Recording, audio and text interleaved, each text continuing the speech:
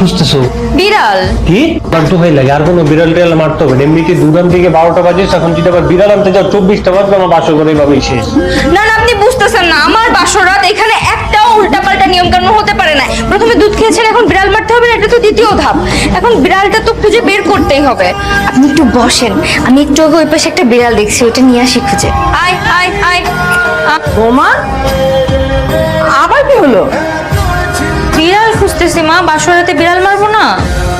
বিড়াল খুঁজতেছো মানে বিড়াল মারবা? মা, বাসরে বিড়াল মারতে হয় না কেন? আপনি কি আপনার বাসরাতে বিড়াল মারেন না?